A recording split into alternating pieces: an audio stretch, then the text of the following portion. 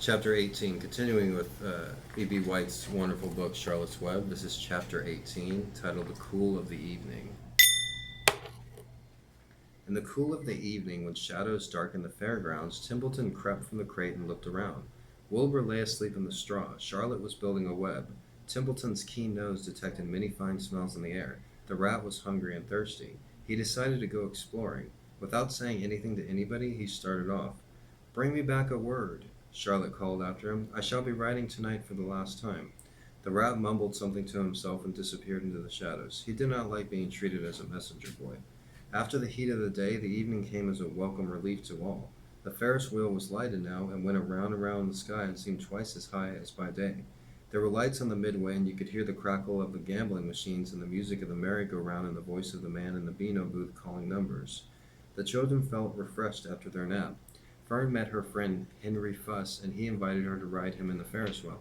He even bought a ticket for her, so it didn't cost her anything. When Mrs. Arable happened to look up the starry sky and saw her little daughter sitting with Henry Fussy and going higher and higher into the air, and saw how happy Fern looked, she just shook her head. My, she said, Henry Fussy. Think of that." Templeton kept out of sight in the tall grass behind the cattle barn and found a folded newspaper.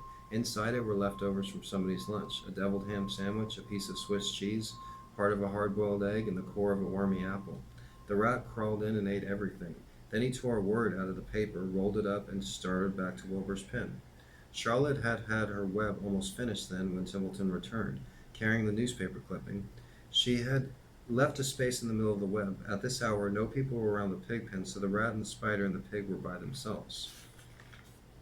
"I hope you brought a good one," Charlotte said. "It's the last word I shall ever write." "Here," said Templeton, unrolling the paper. "What does it say?" asked Charlotte. "You'll have to read it for me." "It says humble," replied the rat.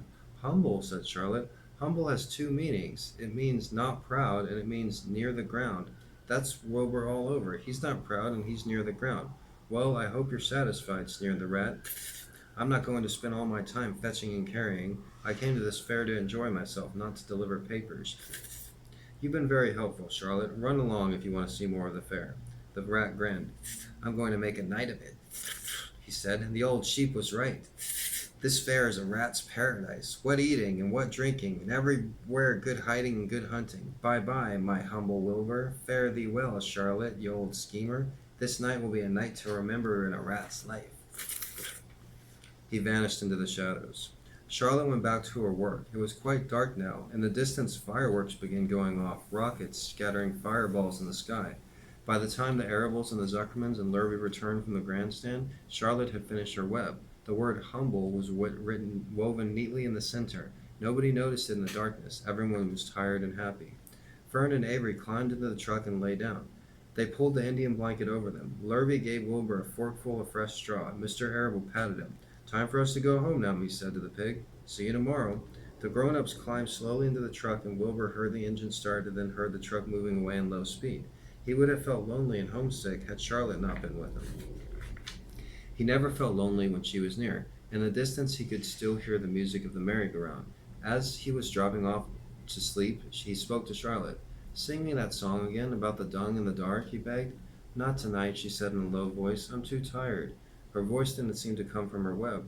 "Where are you?" asked Wilbur. "I can't see you. Are you on your web?" "I'm back here," she answered, "up in this back corner." "Why are you on your web?" asked Wilbur. "You almost never leave your web." "I left it tonight," she said. Wilbur closed his eyes. "Charlotte," he said, after a while, "do you really think Zuckerman will let me live and not kill me when the cold weather comes? Do you really think so?" "Of course," said Charlotte. "You are a famous pig, and you are a good pig. Tomorrow you will probably win a prize. The whole world will hear about you. Zuckerman will be proud and happy to own such a pig. You have nothing to fear, Wilbur, nothing to worry about. Maybe you'll live forever, who knows? And now, go to sleep." For a while there was no sound. Then Wilbur's voice. "What are you doing up there, Charlotte?" "Oh, making something," she said, "making something as usual." "Is it something for me?" asked Wilbur. "No," said Charlotte, "it's something for me, for a change." "Please tell me what it is," begged Wilbur.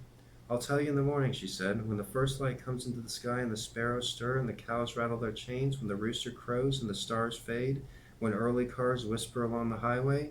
You look up here and I'll show you something. I will show you my masterpiece."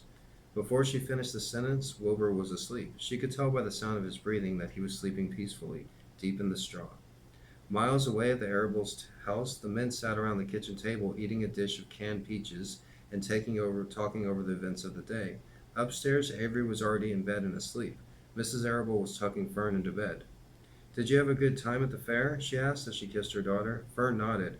"I had the best time I ever had anywhere or any time in my whole life." "Well," said Mrs. Arable, "isn't that nice?" That was from the wonderful book, Charlotte's Web, E.B. White's Charlotte's Web. I encourage you to follow along with me, and if you haven't already, click the thumbs up button, hit the subscribe button. It'll just take you 2 seconds, and it helped me out, it helped me grow this channel. Thanks for watching, and leave your comments below.